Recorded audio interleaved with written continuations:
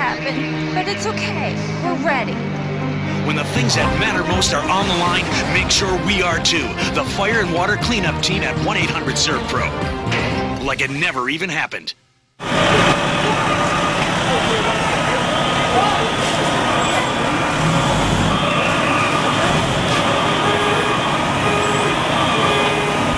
Well, first and foremost, I'm asking the families across the city, especially this being Sunday, to join me and my family in praying for the 4 victims of this terrible fire. We're all, most of us here are parents. Certainly everyone here sends their hearts out and their prayers out for the victims, but especially the child, a defenseless child. Our firefighters really acted heroically last evening in the face of very, very difficult conditions, which I'll mention in just a second. But they were informed by the father, who was outside when they arrived, that the young girl was still inside. Without hesitation, our firefighters charged inside even before their hoses were full of water, and they went inside with what we call water cans, which are merely 5-gallon containers of water to extinguish a very serious fire, but did provide them the ability to reach the baby. The smoke was all the way to the floor. They crawled in as close to the floor as they could stay. They heard the moans of the 2 remaining victims, and they were able to locate them.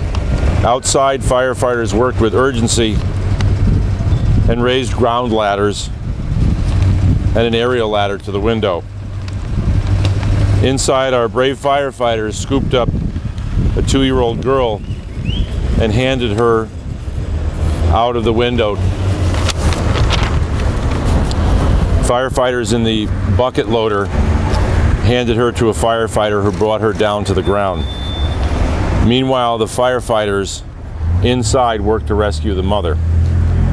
They moved to her window, and together firefighters were able to get her into the bucket of the aerial ladder and remove her down to the ground to safety. And it goes without saying that, as always, our firefighters charged in where others wouldn't, putting their lives ahead of the people they were trying to rescue, putting their own lives at risk. And you know, they say they're just doing their job. How many of us would do that job as they did it so bravely last night? We're very proud of our Bridgeport Fire Department and of our police department that assisted. So we ask again for the prayers for this family. The young child is in the Shriners Hospital in Boston. We send our prayers there to her.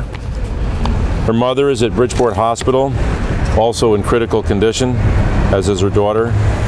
The father is also in Bridgeport Hospital in critical condition. A 4th victim from a different apartment is being treated and is listed in good condition.